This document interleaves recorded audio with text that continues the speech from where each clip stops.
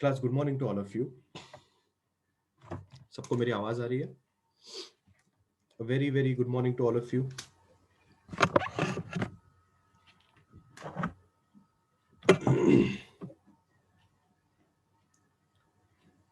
Yes, good morning to all of you.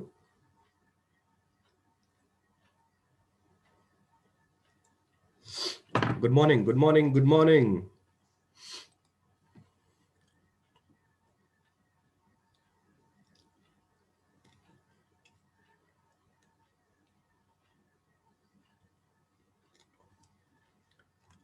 अरे जोश है कि नहीं है? जोश है या नहीं है?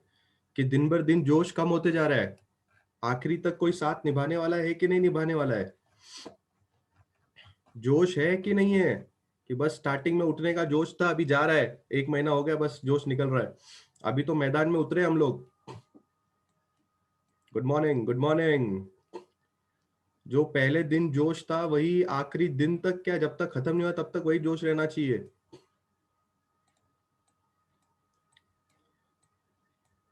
यस यस, हारना नहीं है, हारना नहीं है। Out of your beds. Bed में बैठ के पढ़ाई नहीं करना, नीचे बैठो। टेबल नहीं है, चेयर नहीं है, नीचे बैठो, फर्श पे बैठो, कोई फर्क नहीं पड़ता। दीवार से ऐसा तकिया लगा के टेक के मत बैठो। स्टार्ट कर सकते हैं क्या? स्टार्ट कर सकते हैं हम लोग, ठीक है। 2.3 लेक्चर है आज। और आज हम लोग सर्कुलर मोशन जो हमारा चैप्टर था, मतलब रोटेशनल डायनेमिक्स जो चैप्टर था, उसका सर्कुलर पार्ट हमने कल खत्म कर दिया था। आज हमें उसी का रोटेशनल पार्ट चालू करना है, ठीक है। सो जो सबसे पहला टॉपिक है वो स्टार्ट कर रहे हैं। बहुत ही इंपॉर्टेंट पार्ट है हमारा ये चैप्टर का। अच्छी तरह से याद करना है, अच्छी तरह से समझना है। रोटेशनल उतना ही इंपॉर्टेंट था जितना ये इंपॉर्टेंट है, तो अच्छी तरह से बातों को समझना है। सबसे पहला टॉपिक जो आज आप देखने जा रहे हो, वो सबसे पहला टॉपिक है मोमेंट ऑफ इनर्शिया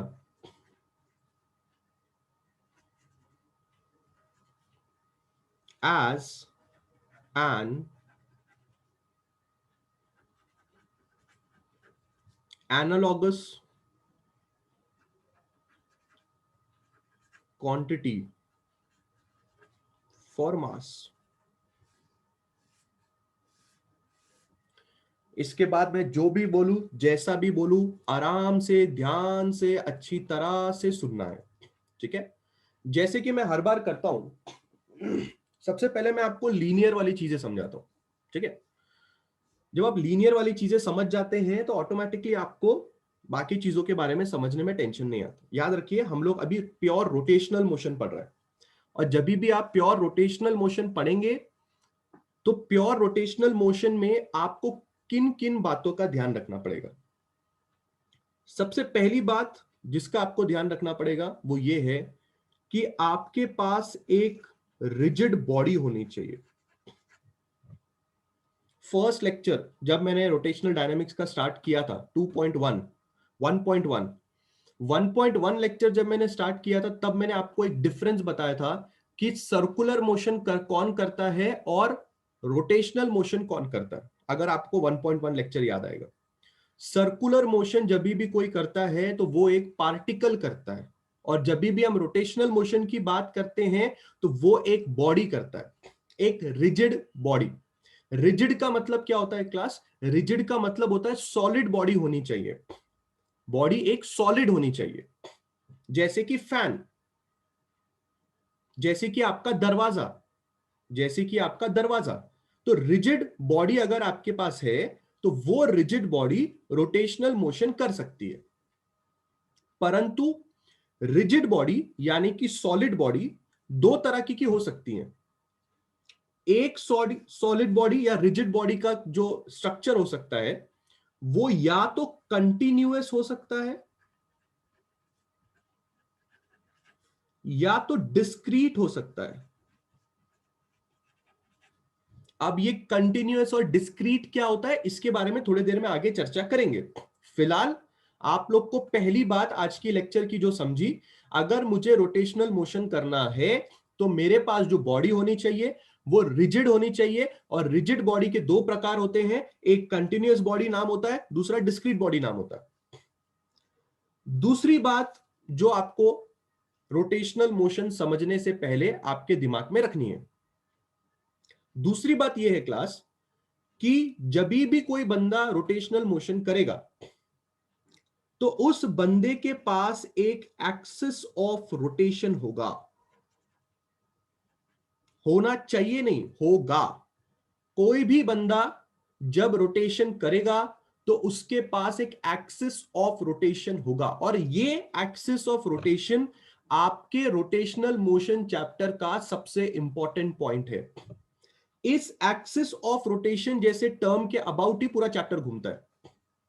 तो आज हम पहले सबसे पहले एक्सिस ऑफ रोटेशन क्या होता है उसको ध्यान से देख लेते हैं। सबसे पहले हम एग्जांपल लेंगे हमारे फैन का। क्या आप समझ पा रहे हैं कि आपका जो फैन है, जो आप ऊपर से देख रहे हो अभी, उस फैन का एक्चुअल में एक एक्सिस ऑफ रोटेशन है। एक्चुअल में एक एक्सिस ऑफ रोटेशन है। ये जो सेंटर पॉइंट आप यहां देख रहे हो, जिससे इस तरह का एक डंडी ऐसा लगा रहेगा फैन में, और वो डंडी जाके ऊपर दीवार में लगा रहेगा, उसके अबाउट आपका फैन घूमता है। तो ये जो डंडी है, ये जो डंडी आप देख रहे हो, ये डंडी आपके फैन का एक्सिस ऑफ रोटेशन है। एक्सिस ऑफ रोटेशन का मतलब एक ऐसा एक्सिस जिसके अबाउट आपका ऑब्जेक्ट घूमता है। अगर ये फैन का मैं आपको टॉप व्यू या बॉटम व्यू दिखा रहा हूं, अगर मैं आपको फैन को साइड से दिखाऊं, सिर्फ ऐसा, ये आपके फैन का साइड व्यू है, तो आपके फैन की एक्सिस ऑफ रोटेशन ये है। इसके अबाउट आपका फैन इस तरह से घूमता है। ये मैंने आपको टॉप स्लैश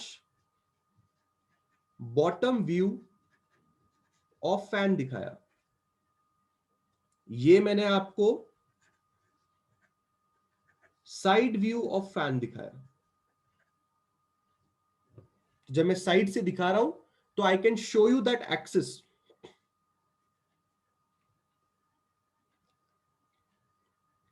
जो भी बंदा रोटेशन कर रहा होगा, जो भी बंदा रोटेशन कर रहा होगा, एक एक्सिस ऑफ रोटेशन वहां पे हमें देखनी पड़ेगी, वहां पे हमें एक एक्सिस ऑफ रोटेशन होगा। ठीक है। आप अर्थ की बात कर लीजिए, आपके अर्थ के पास भी एक्सिस ऑफ रोटेशन है।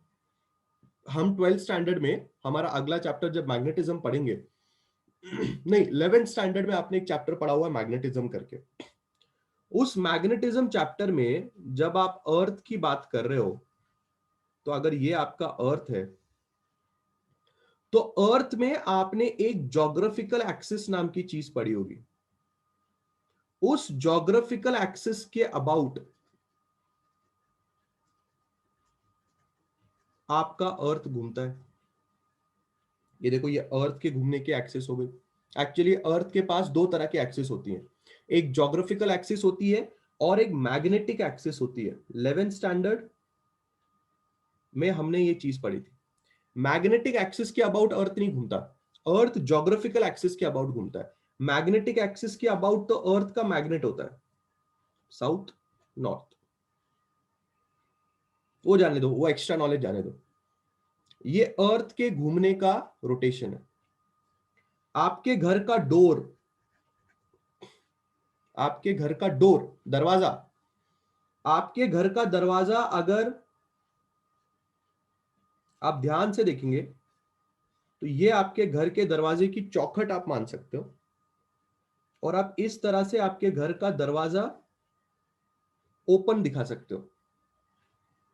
ये घर की चौखट है। आई होप चौखट सबको समझ में आती है।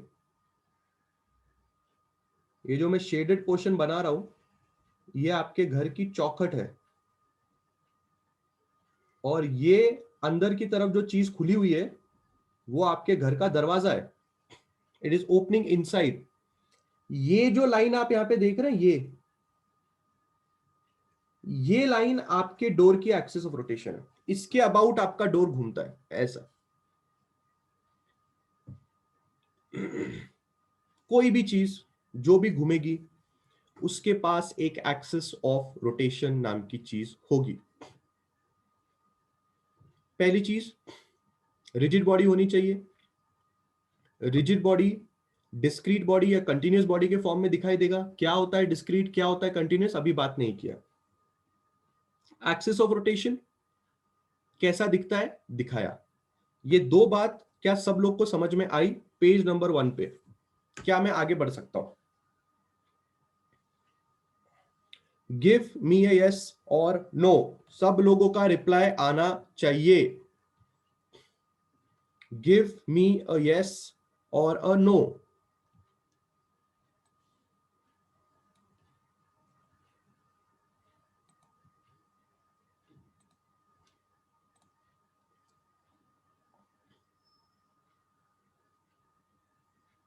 समझ गया? आप मान सकते हो कि सेंटर ऑफ मास से ही आपका एक्सिस पास हो रहा है। 11th स्टैंडर्ड में जो सेंटर ऑफ मास पढ़ा था आपने, आप मान सकते हो कि वहां से आपका एक्सिस ऑफ रोटेशन पास हो रहा है, मान सकते हो। ठीक है, चलिए आगे बढ़ते हैं। अब आगे और हमें क्या चीज समझनी है? हमें आगे एक और चीज ये समझनी है हमारे दूसरे पेज में, कि जब आप लीनियर मोशन कर रहे हो, whenever you are doing linear motion, तो लीनियर मोशन में आपका जो ऑब्जेक्ट है उसके मास के ऊपर बहुत सारी चीजें डिपेंडेंट होती हैं। आई विल रिपीट मैं क्या बोलने की कोशिश कर रहा हूं। लीनियर मोशन में आपका जो ऑब्जेक्ट होता है, ठीक है, उसके मास के ऊपर बहुत सारी चीजें डिपेंड होती हैं। फॉर एन एग्जाम्पल, ये आपका सरफेस है, ये आपका ऑब्जेक्ट है, और ये ऑब्जेक्ट 1 किलो का है। ये आपका सरफेस है, सेम सरफेस है, ये आपका ऑब्जेक्ट है, ये आपका 2 किलो का ऑब्जेक्ट है। यहां से किसी ने एक फोर्स लगाई F1, यहां से किसी ने एक फोर्स लगाई F2।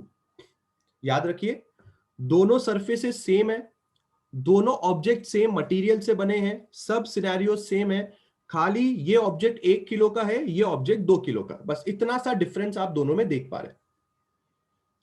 अगर ये ऑब्जेक्ट 1 किलो का है और इसको हिलाने के लिए अगर मुझे एक F1 नाम की फोर्स लगानी पड़ रही है और उसको हिलाने के लिए मुझे F2 नाम की एक फोर्स लगानी पड़ रही है, तो मेरा कॉमन सेंस मुझे ये कहता है कि फोर्स F1 जो होगा वो लेस देन होगा फोर्स F2 से।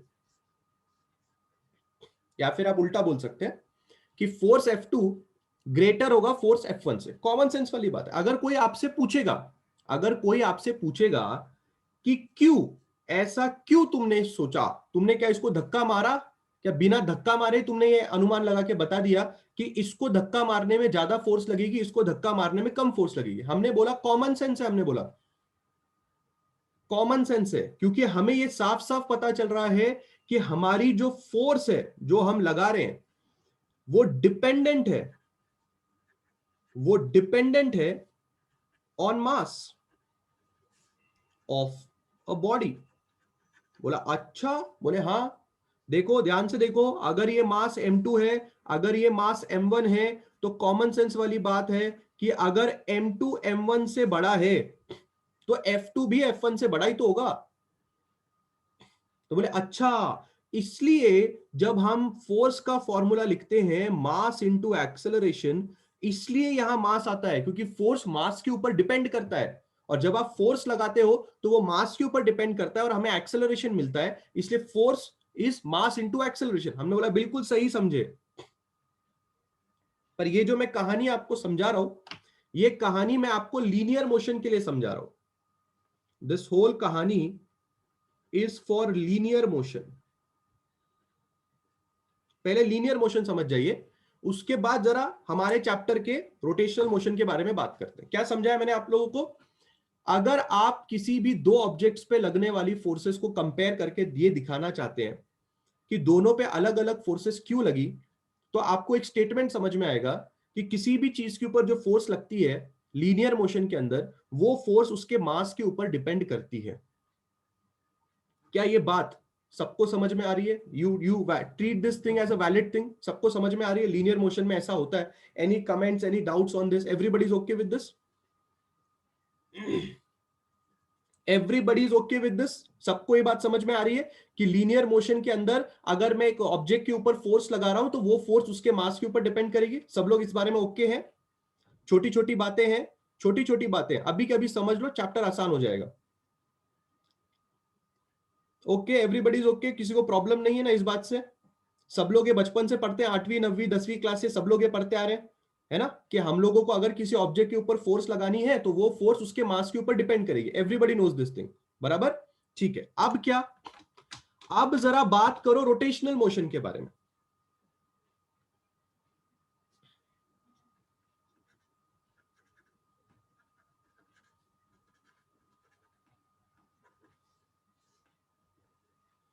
अब रोटेशनल मोशन में मैं आपको ऐसे ऐसे एग्जाम्पल्स देके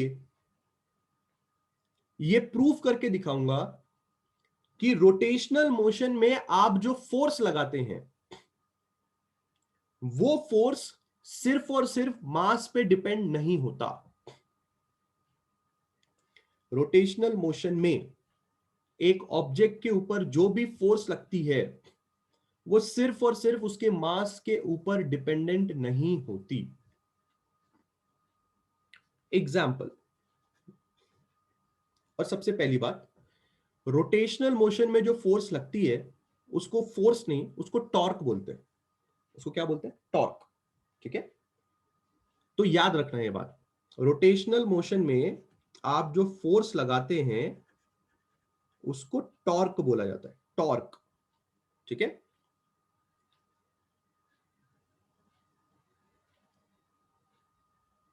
यश मैंने कह दिया इन दोनों सरफेसेस का और इस ऑब्जेक्ट का दोनों केसेस में सेम है, सरफेस भी सेम है, ऑब्जेक्ट भी सेम है, फ्रिक्शन भी सेम है, सब कुछ सेम है। ठीक है, फ्रिक्शन भी दोनों केसेस में सेम है, मटेरियल, ऑब्जेक्ट का मटेरियल भी सेम है, खाली मास का फर्क है, सिर्फ और सिर्फ मास का फर्क है। क्लियर यश? हाँ, अब हम आगे बढ़ रहे हैं। मैं आपसे ये कह रहा हूं कि जब आप रोटेशन में फोर्स लगाते हैं किसी भी ऑब्जेक्ट के ऊपर तो वो फोर्स का नाम क्या होता है? टॉर्क। इसके बारे में डिटेल चर्चा इस चैप्टर में होने वाली है, पर फिलहाल खाली याद रखिए कि टॉर्क ऐसी फोर्स है जिसको आप रोटेशनल फोर्स के नाम से जानते हैं। रोटेशनल फोर्स एक ऐसी फोर्स जो किसी ऑब्जेक्ट को रोटेट करवाती है, इसलिए उसका नाम रोटेशनल फोर्स पड़ा, दूसरा नाम उसका टॉर्क है। ठीक है, पहले हम कुछ एग्जांपल्स ले लेते हैं, बाद में चैप्टर में आगे टॉर्क के बारे में चर्चा करनी है। पहला एग्जांपल, सपोज कीजिए कि ये आपके बाइक का हैंडल है और ये आपके बाइक का एक्सेलरेटर है।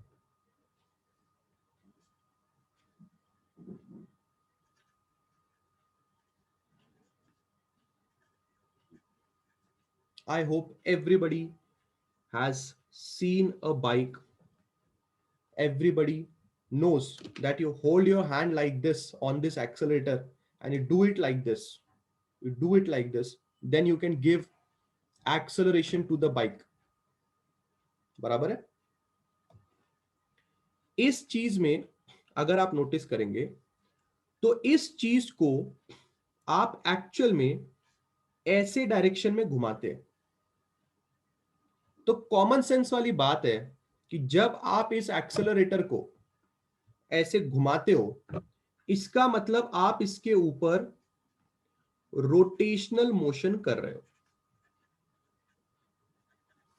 So the first point is very very clear that while doing this you are applying a rotational force on this piece of your bike जिसकी वजह से ये रोटेट करता है और जिसकी वजह से बाइक को एक्सेलरेशन मिलता है।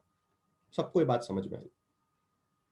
बट बट अगर आप इस एक्सेलरेटर को, ये जो आपके बाइक का एक्सेलरेटर है इतना सा ही होता है, इतना मैं छोटा बना दिया, इतना सा होगा, इसको कहां पकड़ना है वो भी इंपॉर्टेंट है। इसको कहां पकड़ना है वो भी इंपॉर्टेंट है। सबसे पहली बात, यहां पे इस बंदे का एक्सिस ऑफ रोटेशन होगा। ऑब्वियसली बात है, इस पॉइंट के अलोंग यहां पे एक वायर लगी होती है, उस पॉइंट के अलोंग ही वो घूमता है। ठीक है, अगर आपने आपके एक्सेलरेटर को एकदम कोने में पकड़ के चलाना शुरू कर दिया गाड़ी, कहां कोने में, आपको बात समझ में आनी चाहिए। अगर ये आपका एक्सेलरेटर है, if this is your accelerator, और अगर आप एक्सेलरेटर को यहां पे कोने में, बाहर की तरफ कोने में नहीं, नॉट बाहर की तरफ कोने में, अंदर की तरफ कोने में, यहां पे आपका एक्सिस ऑफ रोटेशन है। देख सकते हो आप डायग्राम के हिसाब से, ये आपका एक्सिस ऑफ रोटेशन होता है उसका। सेंटर में एक्सिस ऑफ रोटेशन नहीं होता, कोने में एक्सिस ऑफ रोटेशन होता है उसका। इस पॉइंट के अबाउट वो घूमता है। अगर आपने आपका हाथ यहां पे रख के इसको घुमाने की कोशिश की,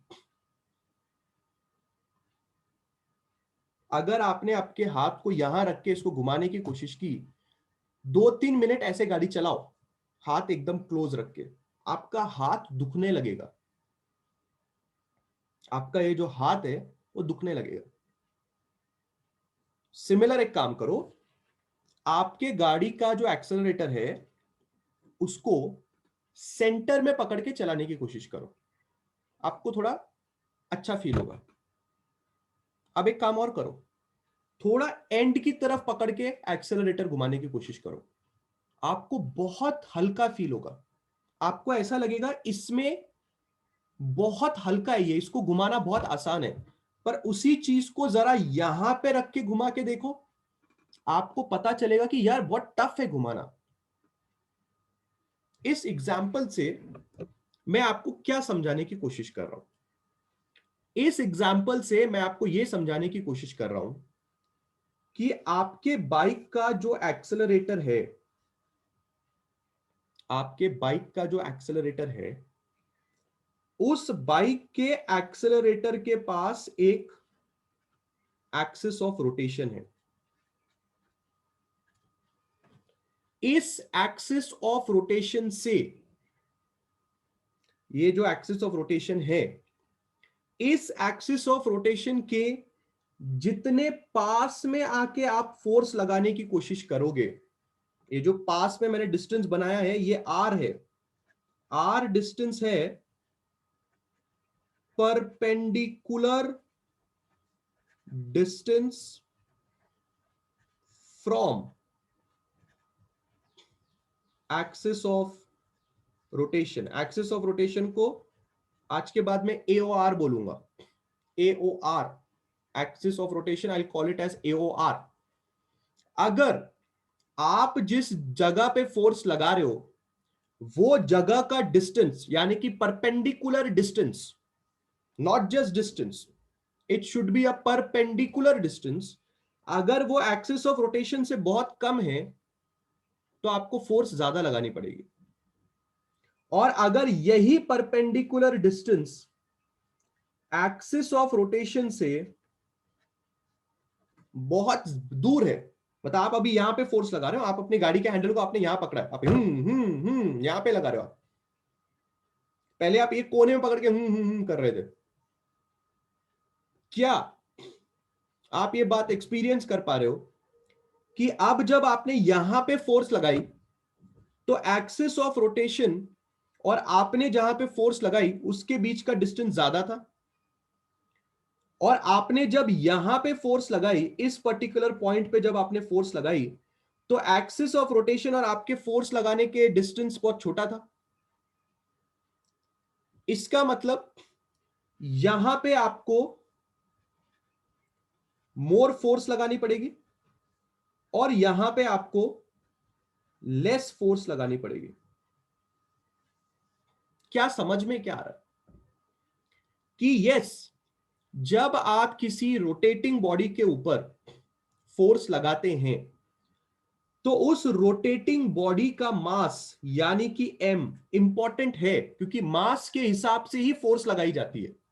परंतु सिर्फ मास इंपॉर्टेंट नहीं है, एक और चीज इंपॉर्टेंट है, और वो एक और चीज जो इंपॉर्टेंट है वो ये है कि आप फोर्स कहां लगाते हो। आप फोर्स एक्सिस ऑफ रोटेशन से पास में लगा रहे हो या आप एक्सिस ऑफ रोटेशन से दूर लगा रहे हो। अगर आप फोर्स एक्सिस ऑफ रोटेशन के पास लगाओगे तो आपको ज्यादा फोर्स लगानी पड़ेगी। मास पूरे के पूरे ऑब्जेक्ट का सेम ही है, ऐसा थोड़ी है एक्सिस ऑफ रोटेशन के पास मास ज्यादा है और एक्सिस ऑफ रोटेशन से मास दूर पे कम है। यूनिफॉर्मली डिस्ट्रीब्यूटेड मास है,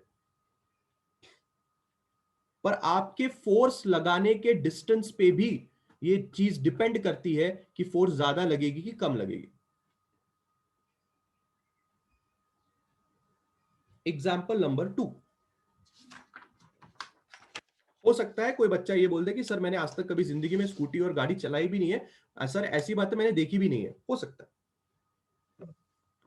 पर एग्जाम्पल नंबर 3, आपके घर में लगे हुए दरवाजे का है, डोर। पर ये जो डोर है, ये डोर में एक खासियत होनी चाहिए जो हमारे घर के दरवाजों में नहीं होती। पर फिर भी हम लोग घर के दरवाजे में भी इसको इजीली कर सकते हैं। घर में दरवाजा तो सबके पास होगा। आपने क्या करना है, आपके घर का जो दरवाजा है उसके बारे में अभी अभी हमने चर्चा की।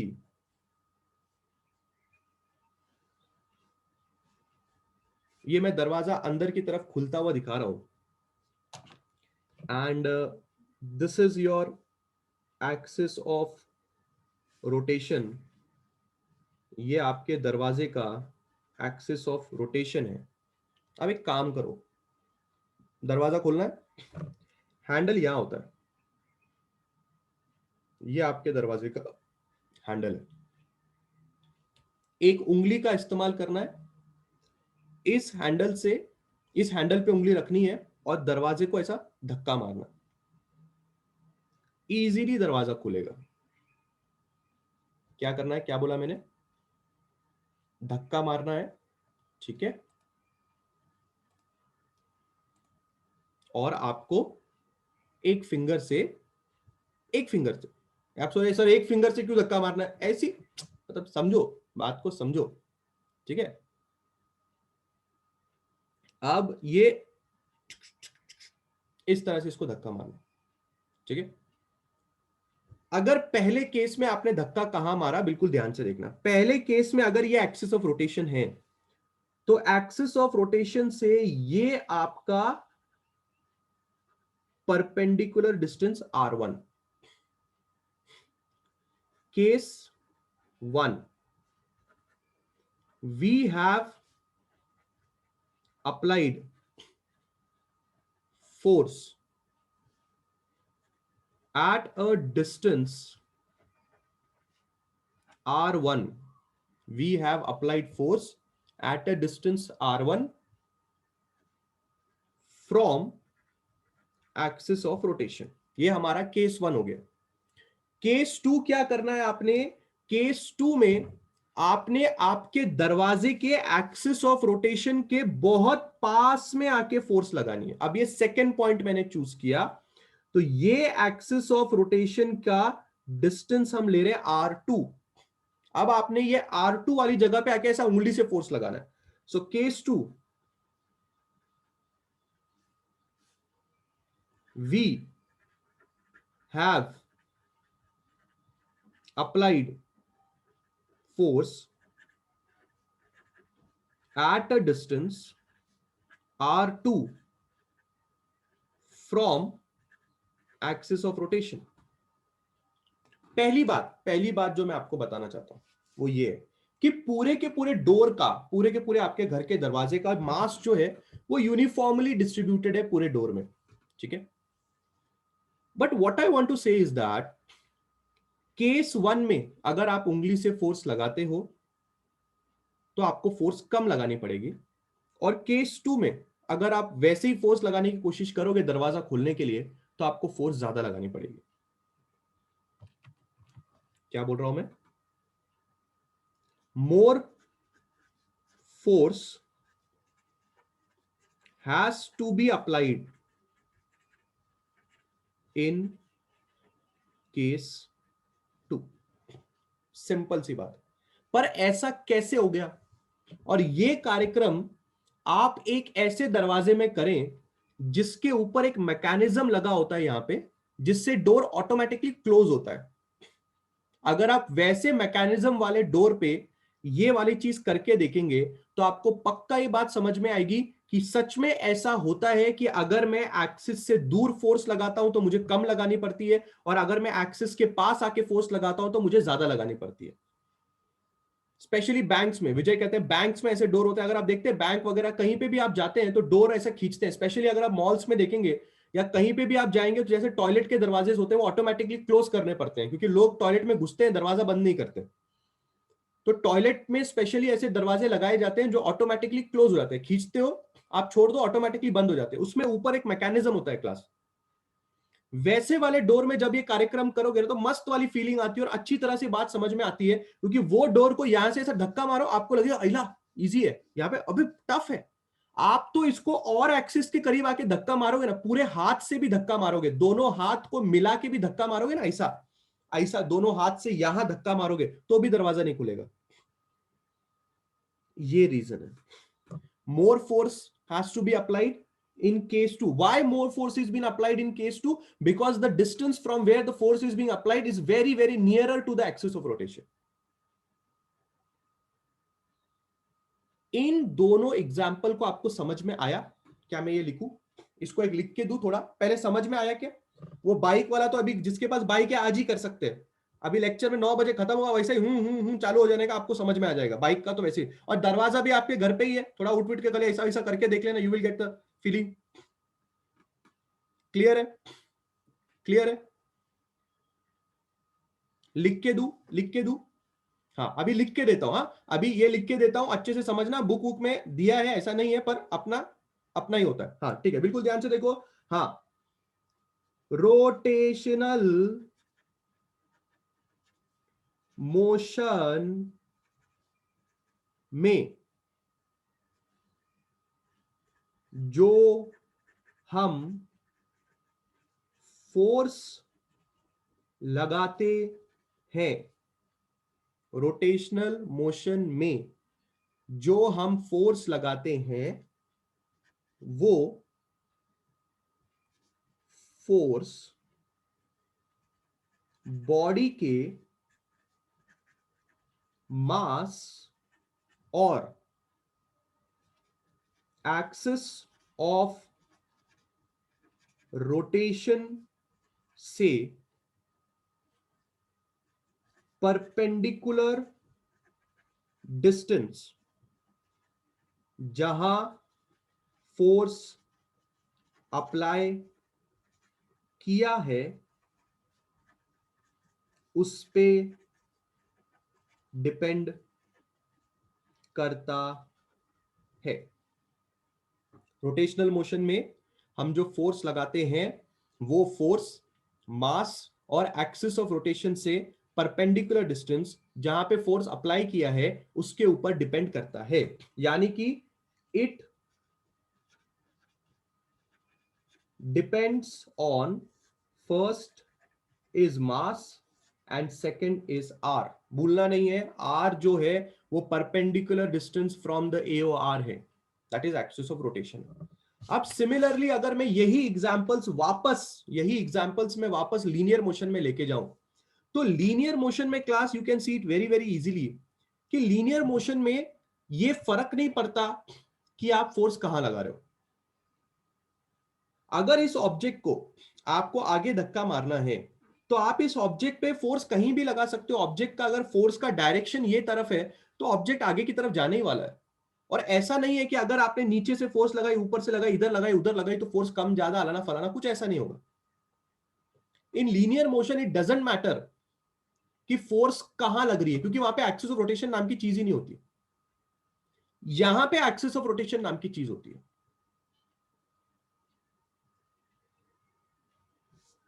इन दोनों चीजों को मिला के एक क्वांटिटी बनती है।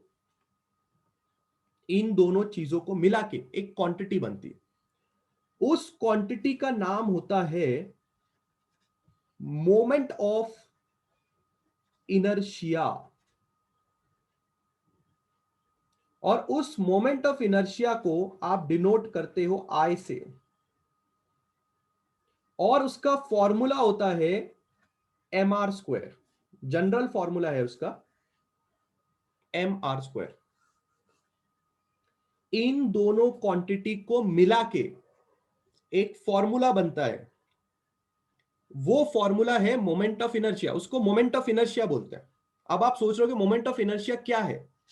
टॉपिक का नाम जरा ध्यान से पढ़ना है, शुरुआत किस चीज से हुई थी। Moment of inertia as an analogous quantity of mass.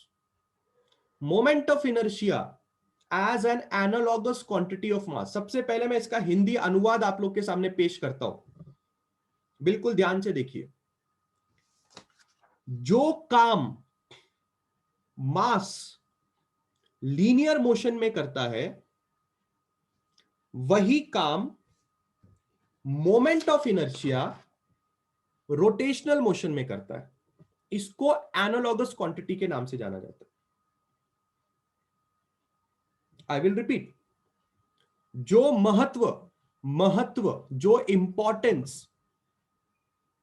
Importance mass linear motion में रखता है, वही same importance moment of inertia rotational motion में रखता है। अब मास का इंपॉर्टेंस लीनियर मोशन में क्या है। अगर किसी ने आपको पूछ लिया, इतना महत्व इंपॉर्टेंस कर रहे हो, मास का इंपॉर्टेंस क्या है लीनियर मोशन में, तो आप उसको जवाब देंगे, देखिए अगर मास ज्यादा हो गया तो आपको फोर्स भी ज्यादा लगानी पड़ेगी। बोला अच्छा, बोले हाँ। तो डिपेंडेंस हुआ कि नहीं हुआ। एक ऑब्जेक्ट 1 किलो का, एक ऑब्जेक्ट 2 किलो का है। एक ऑब्जेक्ट जो 1 किलो है उस पर कम फोर्स लगेगी, 2 किलो के ऑब्जेक्ट फोर्स पे, 2 किलो ऑब्जेक्ट पे फोर्स ज्यादा लगेगी। तो हुआ कि नहीं हुआ लीनियर मोशन पे मास का महत्व। बोले हाँ, वेरी गुड। बोले सिमिलरली रोटेशनल मोशन के अंदर मोमेंट ऑफ इनर्शिया का महत्व है। बोले पर ये मोमेंट ऑफ इनर्शिया है क्या। ये मोमेंट ऑफ इनर्शिया दो लोगों से मिलकर बनता है। बोले वो कौन कौन दो लोग हैं। एक मास है और एक परपेंडिकुलर डिस्टेंस है। बोले अच्छा, तो इन दोनों को मिला के तुम लोग ने एक रिलेशनशिप निकाला है और उसको मोमेंट ऑफ इनर्शिया नाम दे दिया है। बोले हाँ, इसको मोमेंट ऑफ इनर्शिया दे दिया। दुनिया को यह बताने से अच्छा कि रोटेशनल मोशन के अंदर मास और परपेंडिकुलर डिस्टेंस दोनों इंपॉर्टेंट है, इससे अच्छा आप ऐसा बोलो कि मोमेंट ऑफ इनर्शिया इंपॉर्टेंट है। अच्छा अच्छा, फिर लोगों ने कहा ठीक है, वो ठीक है, बट आर स्क्वायर कहां से है। बोले अभी डेरिवेशन करेंगे ना, अभी तो सिर्फ बताया है कि ऐसा फॉर्मूला आता है, अभी तुम्हें डेरिवेशन करके दिखाएंगे कि एम आर स्क्वायर कैसे आता है। बोले अच्छा अच्छा, very good very good very good. तो चलो हमको समझ में आ जाएगा डेरिवेशन में कि एम आर स्क्वायर कैसे आया। पर फिलहाल के लिए दिमाग में क्या छप गया। फिलहाल के लिए दिमाग में यह छप गया कि जो कमाल, जो महत्व, जो इंपॉर्टेंस मास लीनियर मोशन में रखता है, वही importance moment of inertia rotational motion में रखता है। इस चीज को मैं जरा लिख लेना चाहता हूं, बिकॉज जब मैं आपकी एज में रोटेशनल मोशन पढ़ रहा था सर, पर एक्सेलरेटर में रोटेशनल मोशन हॉरिजॉन्टल होती है ना, एओआर वर्टिकल कैसे हो गया। कौन बोला आपको कौन बोला आपका ये चीज ऐसा घूमता है और एक्सिस ऑफ रोटेशन वर्टिकल ही होता है ना। अच्छा अच्छा, आप एक्सिस ऑफ रोटेशन की बात कर रहे हो, हाँ कर सकते हो, आप इसको भी एक्सिस ऑफ रोटेशन मान सकते हो।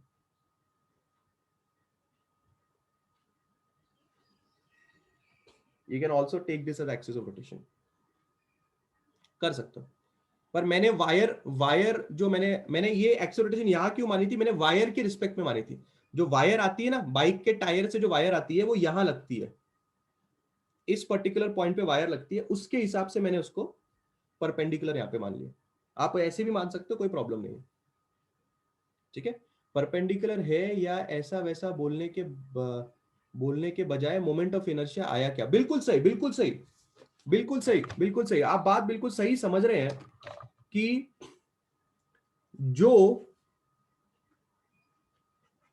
इंपॉर्टेंस मास लीनियर मोशन में रखता है, वो सेम इंपॉर्टेंस एम आई यानी कि moment of inertia, R M यानी कि रोटेशनल मोशन में रखता है। बात को समझिए, बात को समझिए। आप इस चीज को ऐसे भी सामने वाले को डिपिक्ट करके बता सकते हैं कि जैसे कि मोमेंट ऑफ इनर्शिया दो क्वांटिटी से बन रहा है। मैंने अभी अभी आपको यह भी प्रूव करके दिखाया कि मास और परपेंडिकुलर डिस्टेंसेस के ऊपर फोर्स डिपेंड करता है। लीनियर मोशन के अंदर सिर्फ मास पे फोर्स डिपेंड करता है।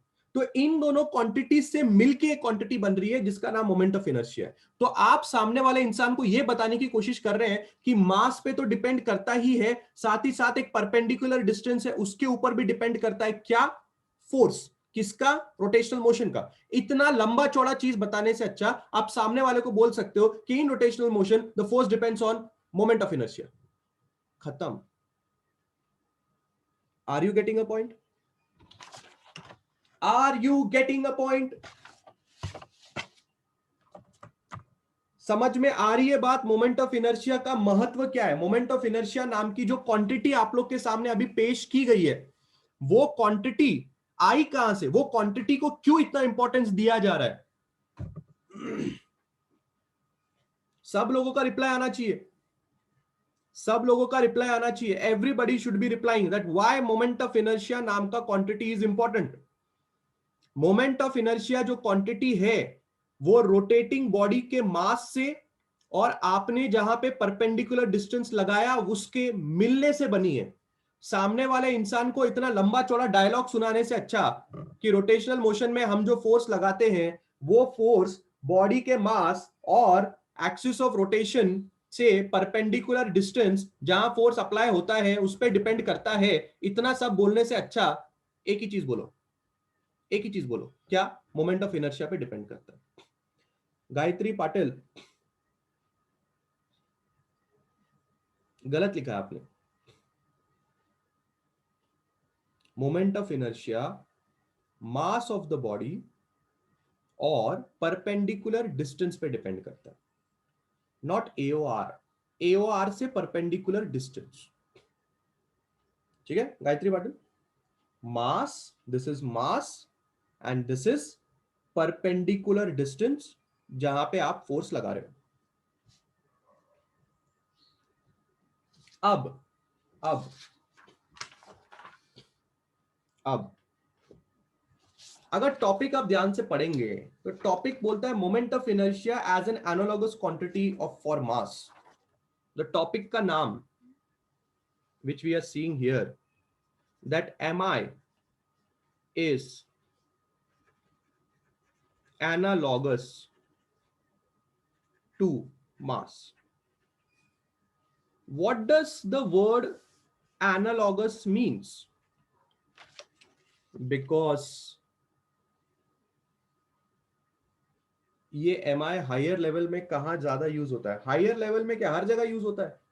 आप नॉर्मल सा दरवाजा भी घुमा रहे हो उसमें भी आपका एम आई यूज हो रहा है ना। मोमेंट ऑफ इनर्शिया क्या है? Moment of inertia is a combination of the mass of the body and the perpendicular distance from where you are applying the force. आप रोज दरवाजा खोलते हो, हर जगह पे मोमेंट ऑफ इनर्शिया अप्लाई होता है।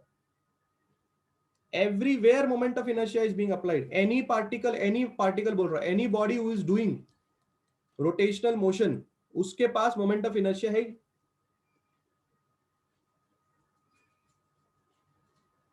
ठीक है, मैं आप लोगों को एनालॉगस का मतलब समझा रहा था।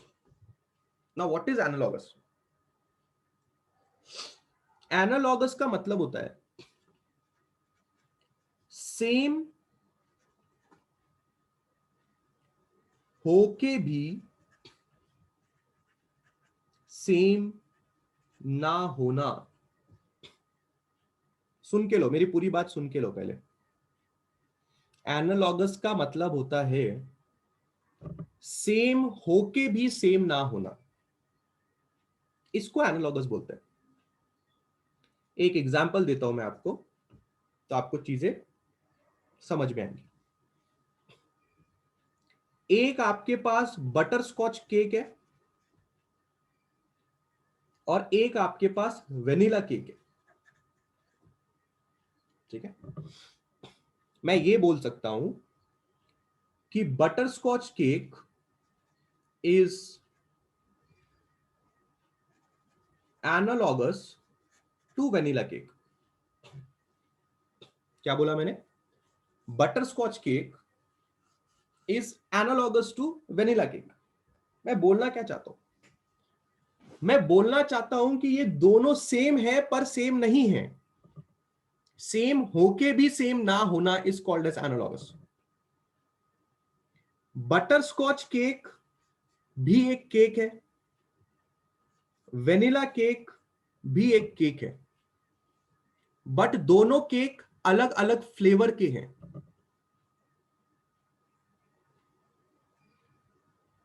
बात ध्यान से समझो। वो दो क्वांटिटी को सेम बनाएगा पर कुछ ऐसा होगा जो उसको सेम नहीं बनाएगा। This is also a cake, this is also a cake, but still they are analogous because both are of different flavour. इसको एनालॉगस बोलते हैं। एग्जाम्पल नंबर 2, 11th स्टैंडर्ड में आपने एप्सिलॉन नॉट नाम की एक चीज पढ़ी होगी और आपने म्यू नॉट नाम की एक चीज पढ़ी होगी। आई होप इतना दिखने में तो याद होता होगा। दिखने में क्या होता है जरा जाने दो। If you are like sir, sir 11th standard क्यों लाते हो सर आप सुबह सुबह, वो 11th स्टैंडर्ड की याद दिला रहे हो सर। आपको क्या पता सर 11th स्टैंडर्ड हम लोगों ने कैसे कैसे निकाली है सर। पर देखा तो होगा एप्सिलॉन नॉट और म्यू नॉट, देखा तो होगा उतना उतना तो। हाँ, देखा है कि नहीं सब लोगों ने म्यू नॉट और एप्सिलॉन नॉट इतना देखा है। इलेक्ट्रोस्टैटिक्स में, मैग्नेटिक्स में देखा है। This is called as permittivity, right? This is called as permittivity, this is called as permeability. कुछ याद आया?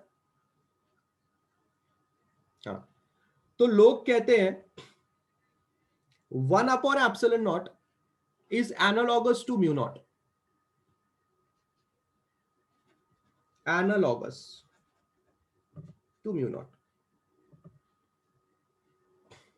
एनालॉगस का मतलब क्या है? ये दोनों क्वांटिटी सेम है, दोनों का मतलब सेम है, पर ये क्वांटिटी इलेक्ट्रोस्टैटिक्स में लगती है, ये क्वांटिटी मैग्नेटिक्स में लगती है। पर दोनों का जो एक्सप्रेशन है, दोनों का जो कंसेप्ट है, दोनों का जो सोचने का तरीका है, दोनों के ऊपर जो लॉजिक लगता है एकदम सेम है। सब कुछ सेम है। जैसे ये भी केक है, ये भी केक है, पर ये बटरस्कॉच फ्लेवर है, वेनिला फ्लेवर है।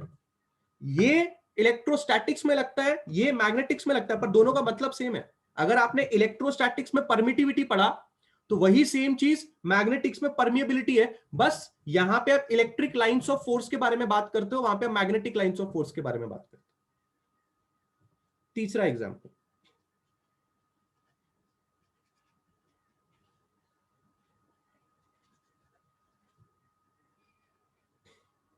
आइला सर, ये तो अभी अभी देखा था मैंने सर। सर ये तो आइला अभी अभी था ये। सर सर क्या सर, ये और ये एनालॉगस है। मतलब दोनों का कंसेप्ट सेम है, बस ये वाली चीज और ये वाली चीज अलग अलग डोमेन्स में लगती है। ये वाली चीज रोटेशनल मोशन में लगती है, ये वाली चीज लीनियर मोशन में लगती है, पर दोनों का महत्व सेम है, दोनों का कंसेप्ट सेम है। दोनों आपको यह बताने की कोशिश कर रहे हैं कि मास जो इंपॉर्टेंस लीनियर मोशन में रखता है, मोमेंट ऑफ इनर्शिया वही इंपॉर्टेंस रोटेशनल मोशन में रखता है। बस मोमेंट ऑफ इनर्शिया का जो फॉर्मूला है उसको बनते टाइम एक और बंदे की उसमें एंट्री हो जाती है, और वो है स्मॉल आर। बस सिमिलरली बहुत सारे एग्जांपल्स हैं आपके रोटेशनल मोशन में और लीनियर मोशन में। जो भी क्वांटिटीज यहां से वहां जा रही हैं, सब सब एनालॉगस है। फोर्स से टॉर्क, लीनियर वेलोसिटी से एंगुलर वेलोसिटी, लीनियर एक्सेलरेशन से एंगुलर एक्सेलरेशन, सब सब सब एनालॉगस है। लीनियर वेलोसिटी यहां बोलते हैं, एंगुलर वेलोसिटी वहां बोलते हैं। दोनों का महत्व तो सेम है, खाली लीनियर वेलोसिटी लीनियर मोशन में लगती है, एंगुलर वेलोसिटी रोटेशनल या सर्कुलर मोशन में लगती है। खत्म हो गई बात। That's why they use the word analogous. हा या ना बोलो। क्लियर है? Everybody is understanding what is moment of inertia? बस मोमेंट ऑफ इनर्शिया का फॉर्मूला mr² कैसे आया अभी हम देखने जा रहे हैं। मोमेंट ऑफ इनर्शिया का फॉर्मूला mr² कैसे आया अभी हम लोग देखने जा रहे हैं। बट फिलहाल सिर्फ इतनी बात क्या सब लोगों को समझ में आ गई है?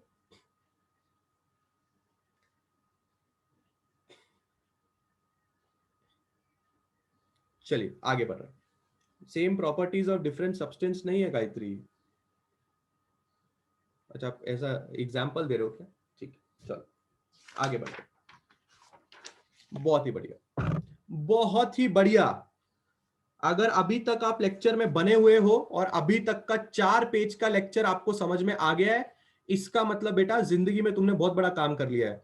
क्योंकि बेटा अच्छे अच्छे लोगों को आज तक मोमेंट ऑफ इनर्शिया समझ में नहीं आया। अच्छे अच्छे लोगों को समझ में नहीं आया। उनको समझता ही नहीं है कि मोमेंट ऑफ इनर्शिया किस चीज का नाम है। उनको लगता है बहुत खतरनाक चीज है रे बाबा मोमेंट ऑफ इनर्शिया। वैसे बचपन से लोगों को इनर्शिया वर्ड से नफरत होती है। उनको इनर्शिया का मतलब 8वीं 9वीं 10वीं क्लास में ही नहीं समझता। और यहाँ पे जब मोमेंट ऑफ इनर्शिया आता है तो उनको लगता है वो इनर्शिया की बात चालू है ना। वो इनर्शिया और ये मोमेंट ऑफ इनर्शिया इसका कोई लेना देना नहीं है। ठीक है। हर ऑब्जेक्ट की खुद की प्रॉपर्टी होती है ना। हाँ हाँ, हर ऑब्जेक्ट का मोमेंट ऑफ इनर्शिया अलग अलग होता है। ठीक है, अभी हम वो धीरे धीरे उसकी तरफ जाएंगे, एक साथ भाग नहीं सकते। Moment of inertia is same in some way with mass but not exact same. Yes, it plays the same role. It plays the same role like mass plays the role in linear motion. Moment of inertia plays the same role in rotational motion. Same role. ठीक है। Sir हर object की खुद की property होती है ना। हाँ रिया, हर object की खुद की प्रॉपर्टी होती है और हर ऑब्जेक्ट का मोमेंट ऑफ इनर्शिया अलग अलग हो सकता है। अभी धीरे धीरे चैप्टर में आगे जाके देखेंगे। लड्डू भी एक एग्जाम्पल है ना। लड्डू लट्टू लट्टू, हाँ लट्टू, वो घूमने वाला लट्टू। हाँ लट्टू भी एक एग्जाम्पल हो सकता है। If the body is in rest it tends to keep it in rest, it is called as inertia. Yes, that's called as inertia, but that inertia, the property of a body to not to change its position, is called as inertia. वो inertia और ये moment of inertia का कोई संबंध नहीं है, ये मैं बताने की कोशिश कर रहा हूं। वरना बच्चा सोचता है वो इनर्शिया और ये इनर्शिया का संबंध है। ये यहाँ पे मोमेंट ऑफ इनर्शिया, ये अलग क्वांटिटी है, वो अलग क्वांटिटी। क्लियर है सब लोग के दिमाग में? आगे बढ़ना चाहिए। चलिए थोड़ी और बातचीत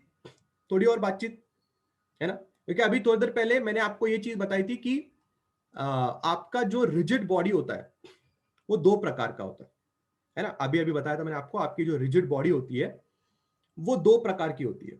तो सबसे पहले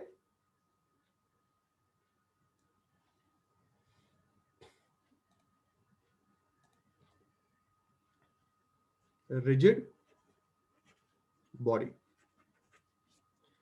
जो सबसे पहला प्रकार है उसको आप बोल सकते हो होमोजीनियस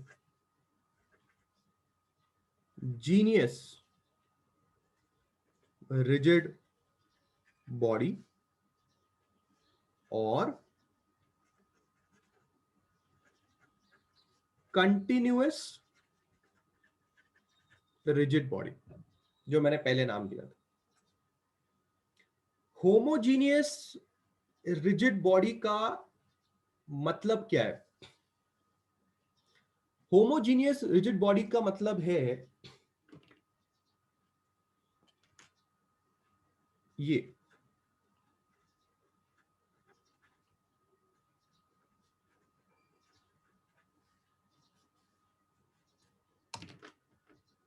बेसन का लड्डू। बेसन का लड्डू एक होमोजीनियस बॉडी है, उसको रिजिड मान के चलो। I hope it is not as rigid as a fan, but let us consider that as a rigid and pay attention to the actually the structure of an besan का लड्डू। बेसन का लड्डू अगर आप उसको अच्छे से बनाओगे तो आप बेसन के लड्डू के ऊपर की जो लेयर देखोगे एकदम कंटिन्यूअस, एकदम होमोजीनियस आपको दिखाई देगी। कंटिन्यूअस और होमोजीनियस का मतलब ये होता है कि आप इस बात का फर्क नहीं बता पाओगे कि ये बंदा छोटे छोटे पार्टिकल से मिलके बना है। फर्क नहीं पता चलना चाहिए कि ये बंदा छोटे छोटे पार्टिकल से मिलके बना है। ऐसे चीजों को आप होमोजीनियस या कंटिन्यूअस बॉडी के नाम से जानते हैं। पर जो मैंने सेकंड आपको प्रॉपर्टी बताई थी रिजिड की, जो सेकंड टाइप हो सकता है, जिसको मैंने डिस्क्रीट बॉडी के नाम से जाना था, डिस्क्रीट रिजिड बॉडी के नाम से आपको समझाया था, उसका जब मैं आपको एग्जाम्पल दूंगा तो आप बेटर समझ पाओगे कि बेसन का लड्डू और जो दूसरा मैं एग्जाम्पल देने वाला हूं उसमें कैसे फर्क आ रहा है।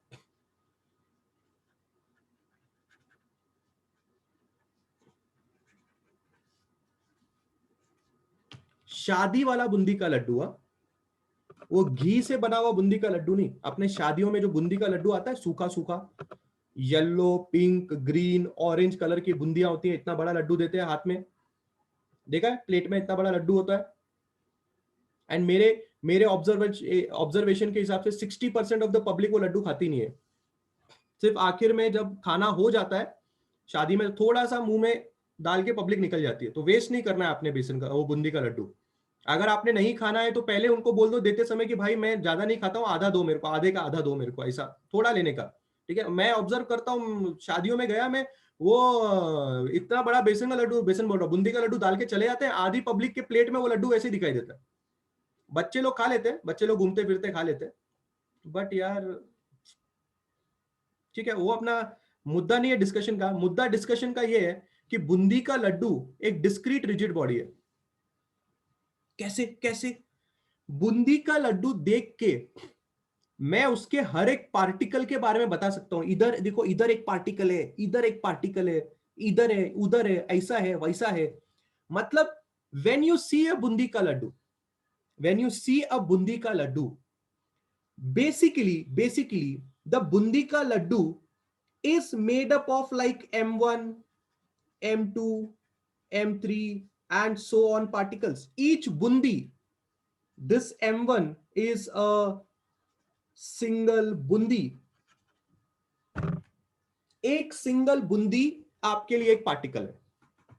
आप इजीली देख सकते हो, यहां M1 है, यहां M2 है, यहां M3 है, यहां M4 है। Easily every particle can be seen very very easily. जब आप इन सारे के सारे पार्टिकल्स का सबमिशन करते हो, I hope this sign you have seen in your बचपन, तो बूंदी का लड्डू बनता है। सबमिशन करने का मतलब M1 M2 M3, वो जो एक एक बूंदी है उसको मिलाओ, उसको मिलाओ तो फिर बनता है तुम्हारा बूंदी का लड्डू। पर मिलाने के बाद भी उसका डिस्क्रीट नेचर आप देख सकते हो। डिस्क्रीट नेचर मतलब आप देख के बता सकते हो कि यहां पे M1 M2 M3 है। But in the case of Bundi का लड्डू, जैसे कि मैंने आपसे कहा, हर एक पार्टिकल को अलग अलग निकाल के बताना पॉसिबल नहीं होगा। इन बेसन का laddu we talk about DM, we talk about DM. DM means a very small mass can be taken out. मतलब अगर अगर आप किसी को ऑफर करते हो बूंदी का लड्डू खाने के लिए, आपके घर में मेहमान आते हैं, आप उनको बोलते हैं प्लीज एक बूंदी का लड्डू लीजिए, बोले नहीं नहीं नहीं हम इतना नहीं खा सकते, प्लीज प्लीज प्लीज, नहीं नहीं नहीं प्लीज प्लीज प्लीज, नहीं नहीं नहीं मैं थोड़ा खाता हूं, बोले ओके। तो सामने वाला बंदा उस बूंदी के लड्डू में से जब थोड़ा सा चीज निकाल के खाएगा तो उसने क्या निकाला? क्या उसने एक स्मॉल मास निकाला कि उसने M1 निकाला? बूंदी के लड्डू में आप इजीली एक पार्टिकल को बाहर निकाल सकते हो, बट इन बेसन का laddu because it is a homogeneous, it is a continuous thing, आप वहां पे M1 नहीं निकाल सकते, आप वहां पे छोटा सा डीएम निकालोगे। डीएम मतलब क्या? छोटा सा मास निकालोगे। डिफरेंस समझो, डिफरेंस समझो। उस छोटे से मास में बहुत सारे पार्टिकल्स हो सकते हैं, उस छोटे से मास में बेसन के लड्डू के बहुत बहुत से कण हो सकते हैं। डीएम निकाला आपने, इंटीग्रेशन कभी जिंदगी में पढ़ा होगा तो what is DM? DM is a small mass. याद है बचपन में 11th स्टैंडर्ड में डीएल कंसीडर करते थे, DL small distance. Small length, dm small mass. Homogeneous object के अंदर, कंटिन्यूअस ऑब्जेक्ट के अंदर, it is very very difficult to actually talk in terms of each and every particle. But in discrete body, if you offer a person a bundi का Laddu, it is very very 99% possible कि वो उसमें से एक बूंदी निकाल के खा लेवे। पॉसिबल है कि नहीं? तो उसने एक बूंदी निकाल के खाया, एक Bundi. And what is that single Bundi? That single Bundi is the particle of that particular Bundi का लड्डू जिससे वो बना हुआ है। But here it is not possible कि आप बेसन के लड्डू का एक बेसन का टुकड़ा निकाल के खाओगे। आसान भाषाओं में, होमोजीनियस ऑब्जेक्ट बहुत ही महीन पार्टिकल से बना होता है। महीन मतलब इतने छोटे पार्टिकल से बना होता है कि आप उनके पार्टिकल्स का डिफरेंशिएशन नहीं कर सकते। और डिफरेंशिएट मतलब आप उस पार्टिकल्स को अलग अलग नहीं देख सकते। पर डिस्क्रीट बॉडी में आप बता सकते हो कि हाँ भाई ये अलग अलग पार्टिकल से बना हुआ है। जब आप इन सारे के सारे चुन्नू मुन्नू पार्टिकल्स का टोटल करोगे, तो यहां पे जब आप टोटल करते हो तो आप इंटीग्रेशन का इस्तेमाल करते हो। दिस इज द बेसिक फर्क between that submission and integration. In integration you integrate a small mass and you get the total. In submission you keep on adding each and every small particle, m1 m2 m3 ऐसा सारे के सारे मिला के बूंदी का लड्डू मिलता है। that is submission. And in integration you are actually using a small mass. हमारे चैप्टर में हम ये चीज इस्तेमाल करने जा रहे हैं। पर याद रखिए, ऐसा नहीं है कि बेसन का लड्डू स्मॉल स्मॉल पार्टिकल से बना हुआ नहीं है। बेसन का लड्डू, बूंदी का लड्डू, दोनों के दोनों चीजें स्मॉल स्मॉल पार्टिकल से बने हुए हैं। बस उनमें डिफरेंशिएट करना, उनको देखना, उनको अलग से निकालना पॉसिबल नहीं है। इसलिए इसको होमोजीनियस और इसलिए इसको डिस्क्रीट माना जा रहा है। बट देखा जाए तो both of them are actually made up of small small particles. But here the particles are so small that they are treated like continuous or homogeneous, and here you can actually differentiate each and every particle. Second knowledge, here whenever a body is homogeneous or continuous you will apply integration, and whenever a body is discrete you will apply submission sign. ये दो knowledge समझ में आ रही है क्या? आगे chapter में इसका यूज दिखाऊंगा, पर फिलहाल खाली आया ना हो जाए। अभी तक से मैंने इसमें डिटेल में बात नहीं की है, सिर्फ बताया कि ऐसा ऐसा समझ लो। बोलो हाँ या ना।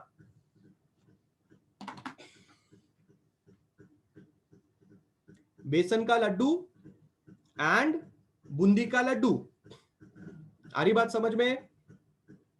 बेसन का लड्डू, बूंदी का लड्डू। बेसन का laddu is homogeneous and continuous. Discrete body में आप बूंदी के लड्डू का इस्तेमाल करें। याद रखिए, होमोजीनियस हो या डिस्क्रीट हो, दोनों के पास पार्टिकल्स होंगे। बस होमोजीनियस के पार्टिकल्स को आप डिफरेंशिएट अलग अलग कर नहीं सकते, डिस्क्रीट वाले अलग अलग हो सकते हैं। इसलिए जब भी आप होमोजीनियस में बात करेंगे स्मॉल मास के टर्म्स में बात करें, डिस्क्रीट में m1 m2 m3 इस टर्म्स में बात करें। ठीक है, बहुत ही बढ़िया, बहुत ही बढ़िया। इसका मतलब हमें बातें समझ में आ रही है। याद रखना, इंटीग्रेशन का इस्तेमाल कब करना है और इसका इस्तेमाल कब करना है, ये दोनों बातें अच्छी तरह से याद रखना। ठीक है, अगर हम डेरिवेशन करते समय पहले ही ये मेंशन कर दें कि हम जिस बॉडी के ऊपर काम कर रहे हैं वो डिस्क्रीट है, इसके लिए तैयार रहना। और अगर हम पहले ही बात कर दें कि जिस बॉडी के ऊपर हम काम कर रहे हैं वो होमोजीनियस है, कंटिन्यूअस है, इसके लिए तैयार रहना। 5वां पेज चैप्टर में आगे बढ़ते बढ़ते बढ़ते बढ़ते आपको समझ में आ जाएगा कि मैंने 5वां पेज आपको अभी क्यों समझाया। ये बात आपको आगे समझ में आ जाएगी। अब मुद्दा क्या है, जैसे कि मैंने फर्स्ट पेज पे कहा था कि मैं आपको रिजिड बॉडी और डिस्क्रीट बॉडी के बारे में बताऊंगा। So I have completed these two things. अब मैंने आपको थोड़ी देर में ये कहा था, सर डिस्क्रीट में घी वाले बूंदी के लड्डू का एग्जाम्पल क्यों नहीं ले सकते? क्या इसमें भी एक एक हर एक बूंदी को अलग कर सकते हैं? घी वाले बूंदी के लड्डू में भी आप अलग अलग कर सकते हो, पर उसमें बूंदी का साइज थोड़ा छोटा हो जाता है। तो मैंने वो एग्जाम्पल इसलिए नहीं लिया क्योंकि आपको फीलिंग नहीं आती। फिर to get the feeling of a discrete body, जो शादी में वो जो सूखा हुआ बूंदी का लड्डू यूज होता है, वो ज्यादा फीलिंग देता है। पर वो घी वाले बूंदी का लड्डू का एग्जाम्पल भी आप ले सकते हो, बट वो ज्यादा टेस्टी है, इसलिए मैंने उसका एग्जाम्पल नहीं लिया। Just kidding. आगे बढ़ते हैं। चलिए, अब मैं आपसे ये कह रहा था कि अभी थोड़ी देर पहले मैंने आपको ये बोला था कि यार ये मोमेंट ऑफ इनर्शिया का फॉर्मूला कैसे आया, mr², उसके बारे में भी तो चर्चा करनी बाकी है ना। खाली अभी तक से तुम्हें ये समझा है कि मोमेंट ऑफ इनर्शिया एक ऐसा क्वांटिटी है जो ऐसा रोल प्ले करता है जो मास लीनियर में प्ले करता है। बस मोमेंट ऑफ इनर्शिया दो लोगों से मिलकर बनता है, मास और परपेंडिकुलर डिस्टेंस। बस सवाल ये उठता है ये फॉर्मूला आया कहां से, उसके बारे में बातचीत कर लेते हैं। ठीक है, दिस विल बी अवर आज का 6th पेज। बहुत ही इंपॉर्टेंट लेक्चर। आप बैठ रहे हैं सर, दोनों लड्डू सेम है लेकिन एनालॉगस बोल सकते हैं क्या? You can not call them as analogous. Analogous मतलब yes, don't apply the analogous word here. Analogous word तब यूज होता है जब आप किसी चीज के इंपॉर्टेंस के बारे में बात करते हैं, है ना, आप किसी चीज के कंसेप्ट के बारे में बात करते हैं, तो हर जगह पे एनालॉगस वर्ड यूज करना ठीक नहीं रहेगा। चलिए, हम लोग मोमेंट ऑफ इनर्शिया का फॉर्मूला जरा डिराइव करने की कोशिश कर रहे हैं। ठीक है, उसके लिए हम लोग एक ऑब्जेक्ट कंसीडर कर रहे हैं। ये एक ऑब्जेक्ट मैंने कंसीडर कर दिया। आप देख सकते हैं इस ऑब्जेक्ट का कुछ ढंग का शेप वेव नहीं है। इस ऑब्जेक्ट के एग्जैक्टली कहीं से भी, सेंटर नहीं बोलूंगा क्योंकि ये ऑब्जेक्ट का मैं कहीं से भी एक्सिस बना सकता हूं, क्योंकि जरूरी नहीं है कि हर एक ऑब्जेक्ट का एक्सिस उसके सेंटर से ही पास हो, ऐसा कुछ जरूरी नहीं है। दिस इज द एक्सिस का रोटेशन। मैं ऐसा मान रहा हूं कि ये ऑब्जेक्ट ऐसे में ओमेगा से घूम रहा है। Omega is your angular velocity. इस ऑब्जेक्ट में छोटे छोटे इस तरह के पार्टिकल्स हैं। अब आप मेरी बात समझ ही गए होंगे कि अगर मैं आपको इन छोटे छोटे पार्टिकल्स से मुलाकात करवा रहा हूं, इसका मतलब मैं क्या बोलना चाहता हूं आप ये बहुत अच्छी तरह से समझ चुके होंगे कि सर ने बातों बातों में इनडायरेक्टली ये बोल दिया कि ये बॉडी डिस्क्रीट है, और ये बॉडी डिस्क्रीट ही मान रहा हूं मैं। ठीक है, सेंटर ऑफ एओआर से, एओआर से हर एक पार्टिकल का अपना अपना डिस्टेंस होगा। Every particle will have its own distance from the AOR. ये पार्टिकल AOR के थोड़े पास में है, ये दूर है, ये nth पार्टिकल है। मतलब मैंने ऐसा कंसिडर किया है कि M1, M2 dot dot dot dot Mn, ये सारे के सारे पार्टिकल्स ऑफ द बॉडी है। ठीक है, let us take this distance as R1, let's take this distance as R2, and let's take this distance as Rn. ठीक है, ये जो डिस्टेंसेस मैंने यहां पे लगाए हैं R1, R2, R3, R1, R2 dot dot dot dot Rn, ये perpendicular distance of particles from axis of rotation. So R1 जो है वो M1 नाम के पार्टिकल का परपेंडिकुलर डिस्टेंस बता रहा है, R2 M2 वाले पार्टिकल का बता रहा है, ऐसे ही R3 M3 वाले पार्टिकल का बताएगा। ऐसे करते करते nth पार्टिकल तक हम लोग Rn तक बातचीत कर सकते हैं। ठीक है, तीसरी चीज जो आपको पता होनी चाहिए, जब भी आप पार्टिकल के रिस्पेक्ट में बात करते हैं तो हर एक पार्टिकल के पास उसकी खुद की एक लीनियर वेलोसिटी होती है, जिसको आप एक टैंजेंट से डिनोट करते हैं। अगर कभी आपने सर्कुलर मोशन नाम का चैप्टर पढ़ा होगा तो उस चैप्टर में पहले ही लेक्चर में, आई थिंक पहले या दूसरे लेक्चर में, मैंने आपको इसके बारे में जानकारी दी थी। इसको बोला जाता है tangential velocity of a particle. Tangential velocity of a particle, circular motion के अंदर इस बारे में जानकारी दिखाई थी मैंने आपको। अब एक काम करते हैं, याद रखना, आप चैप्टर पढ़ रहे हो रोटेशन, आप चैप्टर पढ़ रहे हो रोटेशन, पर क्योंकि जब पार्टिकल के बारे में बातचीत शुरू हो जाती है तो उसके बारे में थोड़ा सर्कुलर मोशन का नॉलेज लगाना पड़ता है। पर भूलना मत कि आप रोटेशन मोशन पढ़ रहे हैं, मतलब आपके लिए इंपॉर्टेंट बॉडी है और टेंशन की जरूरत नहीं है यहां पे। अगर मैंने इन सारे छोटे छोटे पार्टिकल्स को ऐड कर दिया तो बनेगी बॉडी ही। तो बॉडी एक छोटे छोटे पार्टिकल से हम बॉडी कैसे बनाएंगे उनको ऐड कर देंगे, अभी दिखाता हूं, पर फिलहाल सिर्फ बता रहा हूं कि कौन कौन क्या है, M1 M2 M3 क्या है, R1 R2 R3 क्या है, V1 V2 V3 क्या है, ये सब आपको समझ में आ रहा हो। अब आगे बढ़ते हैं, जरा बात ये करते हैं कि अगर मुझे V1 निकालने के लिए बोला जाए तो V1 में लिखूंगा R1 ओमेगा। अगर कोई मुझे V2 निकालने के लिए बोलेगा तो मैं लिखूंगा R2 omega dot dot dot dot Vn will be Rn omega. I hope ये फॉर्मूला आप लोगों ने सर्कुलर मोशन में देखा होगा, V is equal to R omega. अगर आप चीज नोटिस करेंगे तो मैंने कहीं पे भी ओमेगा 1 ओमेगा 2 ओमेगा 3 नहीं लिखा है। R1 R2 R3 या Rn क्यों लिखा है? हर एक पार्टिकल का सेंटर से डिस्टेंस अलग अलग है, इसलिए हर एक पार्टिकल का डिस्टेंस अलग अलग होने की वजह से R अलग अलग आ रहा है। पर अगर आप नोटिस करेंगे तो सारे के सारे पार्टिकल्स एक ही ओमेगा के साथ घूमेंगे, बिकॉज ओमेगा पूरी की पूरी बॉडी का होता है और सारे के सारे पार्टिकल्स का घूमने की रफ्तार एक ही होगी, पर सारे के सारे पार्टिकल्स की टेंजेंशियल वेलोसिटी अलग अलग हो सकती है। सारे के सारे पार्टिकल्स की टेंजेंशियल वेलोसिटी अलग अलग हो सकती है, पर सारे के सारे पार्टिकल्स का ओमेगा सेम रहेगा। इसलिए ओमेगा हर जगह पे सिमिलर है और आपका R1 R2 R3 R4 Rn अलग अलग है।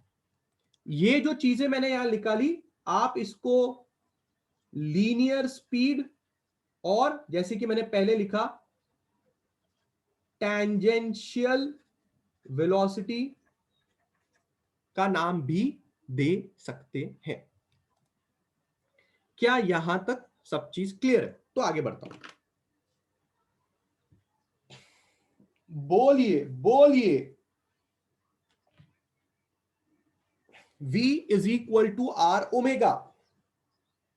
Everybody is okay with this formula? बहुत ही बढ़िया, बहुत ही बढ़िया। Reply reply, all of you have to reply. यहां तक सबको क्लियर है? डन है सब लोग के दिमाग में यहां तक?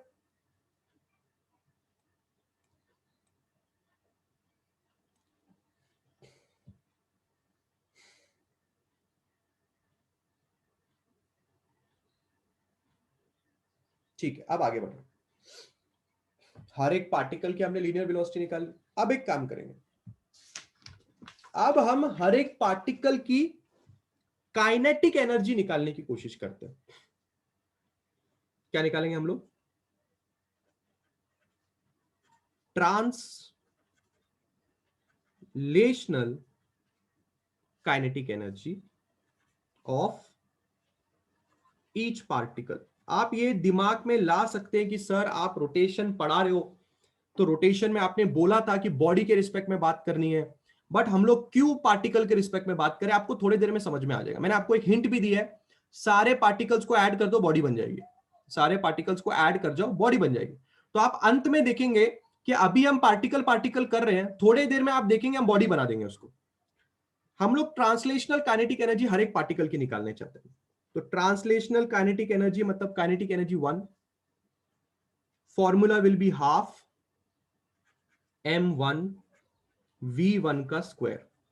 कॉमन सेंस वाली बात है, बट अभी अभी मैंने v1 का फॉर्मूला निकाला था R1 ओमेगा, तो मैं पुट करूंगा हाफ m1 v1 की जगह पे जब सब्स्टिट्यूट करेंगे तो क्या आएगा आपके पास? आपके पास आएगा R1 का स्क्वायर ओमेगा का square, because v1 is R1 omega.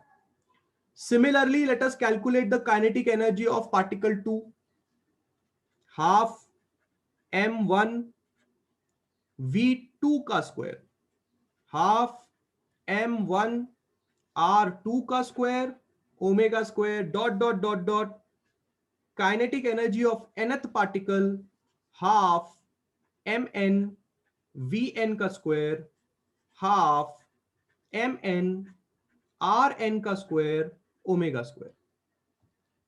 सो अब आपने देख ली कि हम लोगों ने हर एक पार्टिकल का क्या निकाला, काइनेटिक एनर्जी निकाला। पर मैं क्या बोलता हूं, अगर हमें अभी तक से पार्टिकल की बात नहीं करनी, हमें अगर बात करनी है पूरे के पूरे ऑब्जेक्ट की, तो क्यों ना हम kinetic energy of the object निकाले, यानी कि बॉडी निकाले। ट्रांसलेशनल एनर्जी यानी कि translational kinetic energy of the each particle निकालने के बाद अगर कोई मुझे बोलता है पूरे बॉडी की काइनेटिक एनर्जी कितनी है, तो पूरे बॉडी की काइनेटिक एनर्जी निकालने के लिए अगर मैंने हर एक पार्टिकल की काइनेटिक एनर्जी को ऐड कर दिया, तो ऑब्वियस सी बात है मुझे पूरी बॉडी की काइनेटिक एनर्जी मिल जाएगी। कॉमन सेंस वाली बात है, क्योंकि हम रोटेशनल मोशन पढ़ रहे हैं, तो रोटेशनल मोशन में पूरी बॉडी का डिस्कशन हो रहा है। अभी तक से पार्टिकल का डिस्कशन कर लिया, अब बॉडी के आ जाओ, तो बॉडी का डिस्कशन कैसे करेंगे। तुम्हारे पास हर एक पार्टिकल की काइनेटिक एनर्जी है, सबको ऐड कर दो, टोटल बॉडी की काइनेटिक एनर्जी मिल जाएगी। करो ऐड, कैसे ऐड करोगे, kinetic energy of the body, पहला काइनेटिक एनर्जी कितना है, हाफ M1 R1 का स्क्वायर ओमेगा स्क्वायर प्लस दूसरा काइनेटिक एनर्जी कितना है, हाफ M2 R2 का square omega square plus dot dot dot dot dot dot dot dot plus last कितना है, हाफ Mn का स्क्वायर, सॉरी Mn Rn का square omega square. सो आपने देखा एक एक पार्टिकल की काइनेटिक एनर्जी निकाली, अब सारे के सारे पार्टिकल्स की काइनेटिक एनर्जी को ऐड कर रहे हैं, तो बॉडी की काइनेटिक एनर्जी मिल रही है। मीन नहीं निकाल रहे, we are not calculating the average. Average में total divided by number of particle करना पड़ता है, एवरेज नहीं निकाल रहे, टोटल निकाल रहे। तो हमने सारे पार्टिकल्स की काइनेटिक एनर्जी को ऐड कर दिया। अब kinetic energy of the body जो आएगी, उसमें से हम कुछ कॉमन निकाल सकते हैं। क्या कॉमन निकाल सकते हैं, हम लोग हाफ ओमेगा स्क्वायर को कॉमन निकाल सकते हैं, क्योंकि सब में हाफ ओमेगा स्क्वायर सेम है, कॉमन निकाल लो। अंदर क्या बचेगा आपके पास अंदर बचेगा M1 R1 square plus M2 R2 square plus dot dot dot dot plus Mn Rn का स्क्वायर।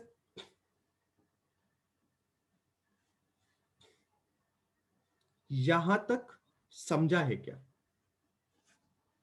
हर एक पार्टिकल की काइनेटिक एनर्जी, पूरे बॉडी की काइनेटिक एनर्जी, सारे पार्टिकल्स की काइनेटिक एनर्जी ऐड की, हाफ ओमेगा स्क्वायर कॉमन निकाला, ये ब्रैकेट में एक चीज बच रही है, बस इतना सब लोग को समझ में आया क्या, गिव मी यस और नो फटाफट ऑल ऑफ यू। हाँ हाँ हाँ हाँ, वेरी गुड वेरी गुड। अब ध्यान से मेरी बात सुनना, ये जो ब्रैकेट में आपको चीज दिखाई दे रही है, ठीक है, ये जो ब्रैकेट में आपको चीजें दिखाई दे रही हैं, इस चीज को मैं कैसे लिख सकता हूं, बिल्कुल ध्यान से देखिए। ब्रैकेट में जो चीज लिखी हुई है, यानी कि M1 R1 square plus M2 R2 square plus dot dot dot dot Mn Rn square, this can be written as summation of I going from 1 to n mi Ri का स्क्वायर। मैंने कहा था जब हर एक पार्टिकल का चुन्नू मुन्नू लोगों का addition होगा तो सबमिशन का इस्तेमाल करेंगे। इस पूरे चीज का मतलब क्या है, इस पूरे चीज का मतलब है कि आप सारे चुन्नू मुन्नू पार्टिकल्स के मास को ऐड करो, तो आपको क्या मिलेगा, आपको कैपिटल M मिलेगा। कैपिटल M का मतलब है total mass of the body मिलेगा। M1 M2 M3 M4 सब चुन्नू मुन्नू पार्टिकल को ऐड करो, total mass of the object मिलेगा कि नहीं मिलेगा। और अगर आप इसको ऐड करोगे तो आपको total distance of the object मिलेगा, वो क्या होगा आपका आर स्क्वायर। और इसी क्वांटिटी को हम बोलते हैं आई, यानी कि मोमेंट ऑफ इनर्शिया, जो आपने अभी थोड़ी देर पहले देखा। इसका मतलब मैं क्या कर सकता हूं, इस ब्रैकेट की जगह पे मैं सब्स्टिट्यूट कर सकता हूं आई। आपने देखा इस ब्रैकेट की जगह पे मैंने आई कैसे लेके आया, submission of all the masses will give you capital M and submission of all the distances will give you R, because यहाँ M R square है तो कैपिटल M R square आएगा। याद रखिए कैपिटल M टोटल मास का object, total mass of the object है। चुन्नू मुन्नू लोगों को मिला के टोटल M आया, और चुन्नू मुन्नू लोगों का R1 R2 R3 सब मिला के R स्क्वायर आया। अब इस चीज को मैं यहाँ पे सब्स्टिट्यूट करने जा रहा हूं, तो कैसे सब्स्टिट्यूट करूंगा मैं इस चीज को, ये होगा हमारा 8वां पेज। आप देख सकते हैं काइनेटिक एनर्जी का वैल्यू आएगा हाफ आई ओमेगा स्क्वायर। भूलिए मत, बाहर पहले से हाफ ओमेगा स्क्वायर था, इस पूरे के पूरे ब्रैकेट को हमने आई माना, यानी कि एम आर स्क्वायर को हमने आई माना, और अभी आपका ये फॉर्मूला आ गया। याद रखिए ये रोटेशन मोशन के लिए फॉर्मूला है, half I omega square. Kinetic energy के लिए क्या फॉर्मूला होता है अगर आप लीनियर मोशन के बारे में बात कर रहे हो, हाफ एम वी स्क्वायर। जरा इन दोनों फॉर्मूले को कंपेयर कीजिए, यहां पे हाफ है, यहां पे भी हाफ है, v की जगह पे ओमेगा है, m की जगह पे क्या है आई। देखो जरा ध्यान से देखो, मैं अभी तक से गला फाड़ फाड़ के आपको सिखा रहा था कि जो काम मास लीनियर मोशन में करता है वही काम moment of inertia rotational motion में करता है। ये फॉर्मूला ये चीज प्रूव करके बता रहा है कि मास जहां पे लीनियर में दिखता है उसी जगह पे आई रोटेशनल में दिखता है। आई क्या है, आई है आपका मोमेंट ऑफ इनर्शिया, जिसका general formula M R square आपने अभी अभी निकाला। I can also be written as summation of, इसी से आपको एम आर स्क्वायर मिला है, या फिर आप आई को लिख सकते हो m1r1 square plus m2r2 square dot dot dot dot mn square. ये सब फॉर्मूले आपको अल्टीमेटली आई ही दे रहे हैं। दिस प्रूफ्स कि ये एनालॉगस क्वांटिटी वाली बात जो हम पूरे लेक्चर में कर रहे थे वो सही थी। हाँ या ना, क्या आइडिया बेटा, हमने आई का फॉर्मूला कैसे निकाला? Everybody is understanding, everybody is understanding में क्या बोलने की कोशिश कर रहा हूं? सब लोग को समझ में आ रहा है क्या? फॉर्मूला वाइज आप देख के समझ पा रहे हैं कि जो काम m यहां करता है वो काम i वहां करता है। i का फॉर्मूला एम आर स्क्वायर कैसे आया वो भी हम लोग ने देखा। याद रखिए जब ये शीट्स आपके पास आएंगी, आज के आज रोटेशनल मोशन को निपटाना है, ये टॉपिक आज के आज निपटाना है, खतरनाक है। अगर आपने डिले किया नेक्स्ट लेक्चर में बहुत खतरनाक खतरनाक चीजें आने वाली हैं, आपको समझ में नहीं आएगा। इसलिए I will request all of you to निपटाओ this lecture today itself. I hope it's clear. Yes, it is analogous, Anila. चलिए, thank you so much class. I hope आपको आज का लेक्चर समझा रहेगा। ठीक है, चलो टाटा बाय बाय।